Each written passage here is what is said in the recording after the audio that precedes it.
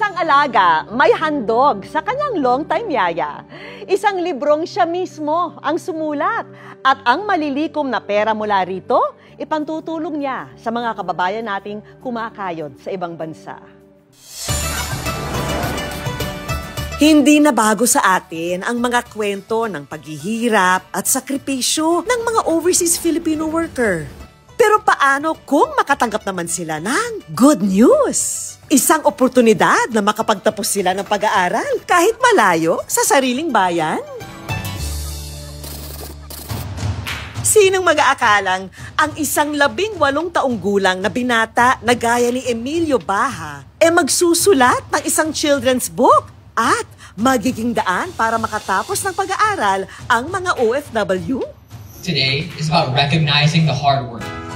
Noong August 30, inilunsad ni Emilio ang librong A Heart in Two Places, isang children's book na umiikot ang kwento sa buhay ng isang Filipina domestic helper sa Hong Kong. Ang kikitain ng librong ito mapupunta sa funding ng Scholars ng Fulfills, isang non-government organization na may layuning tulungan ang mga Filipino domestic helper sa Hong Kong na makatapos sa kolehiyo. Personal akong dumalo sa book launch, kasamang ilang personalidad para suportahan ang advokasya ni na Emilio. Sa murang edad, namulat na ang mga mata ni Emilio sa hirap na dinaranas ng mga OFW sa Hong Kong. Tuwing mapupunta ng Hong Kong, madalas niyang makita ang mga OFW sa Central District naglalatag ng karton habang nagkekwentuhan, nagkakantahan at doon ay ginugugol ang iisang araw nilang day off sa mismong gilid ng kalye. This contrast and this duality between rich and the poor with Hong Kong and the Philippines, who thus generalize us Filipinos for being loud, for being noisy, when in reality we're just having fun. Dahil dito, unti-unting nabuo sa kanya ang mas malalim na malasakit para sa mga kababayang nagtatrabaho sa ibang bansa. Lalo pa at lumaki raw kasi si Emilio sa pag-aaruga ng kanyang yaya Narlene na mahigit 2 dekada ng kasama sa bahay ng pamilya Baha. So growing up, I've always had a very close and personal relationship with our yaya. We're very grateful for her and this relationship that we have with her. Alam ni Emilio na maraming domestic helper sa Hong Kong na mahirap ang buhay at hindi nabigyan ng pagkakataong makapagtapos ng pag-aaral. Mula rito, nag-isip siya kung paano maihahatid ang edukasyon sa mga domestic helper sa Hong Kong. At nang maitatag niya ang Fulfills noong 2023, sinimulan niya ang pagpapadala ng mga email sa iba't ibang paaralan na posibleng magbigay ng scholarship. Eventually, after sending hundreds of emails to potential donors, sponsors, and partner universities, some of them eventually said yes, and I'm very, very grateful. So Fulfills currently has 3 partner schools to provide online college education to our overseas Filipino workers.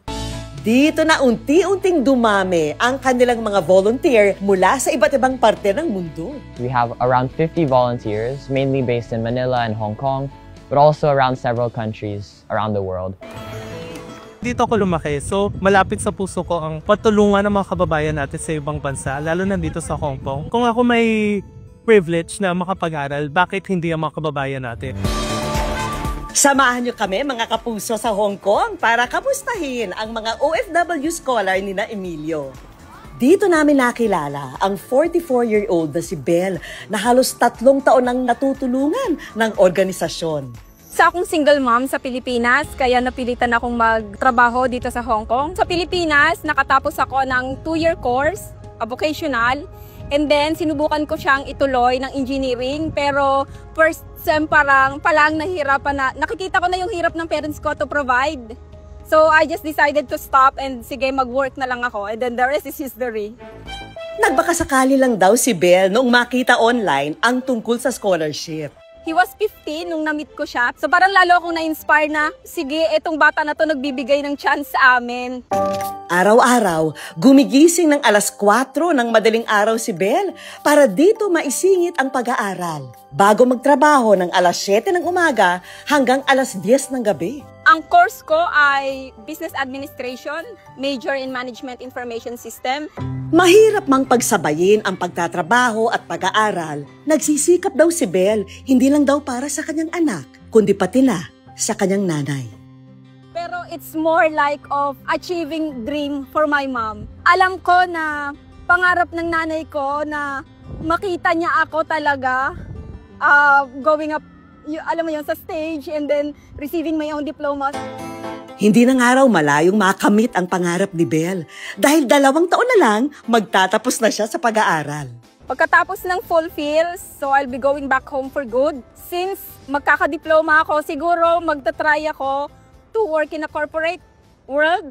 Maliban sa libreng edukasyon, nagbibigay rin sila ng mga seminar at workshop tulad ng financial literacy na mababaon nila sa pag-abot ng pangarap.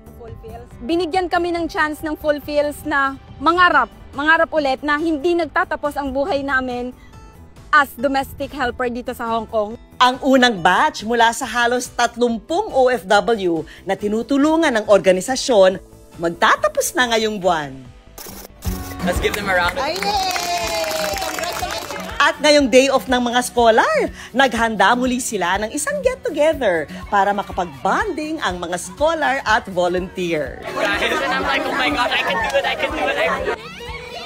Ito po'y nagbigay sa amin ng pag-asa para makamit namin yung pangarap namin na diploma. Si Fulfills yung nagpa-realize sa akin na walang edad, walang hirap, hanggat merong mga tumutulong sa'yo, hanggat merong maniniwala sa'yo, makakaya mo. But I also wanted to congratulate all of you for all your hard work in your studies. Pero hindi raw dito nagtatapos ang pangarap ng mga tulad ni na Emilio at Fulfills dahil magpapatuloy raw sila sa pagtulong pa sa mas maraming kababayan. Hindi lang sa Hong Kong kundi maging sa buong mundo. Education should be a right that is given to not just a very select few, but also given to everyone. Ang sakripisyo ng mga OFW, hindi matatawaran. Kaya deserve naman nila ang makatanggap ng kabutihan mula sa mga taong katulad ni Emilio. Dahil kahit sa anumang paraan, pwede tayong makapagbigay ng magandang kinabukasan.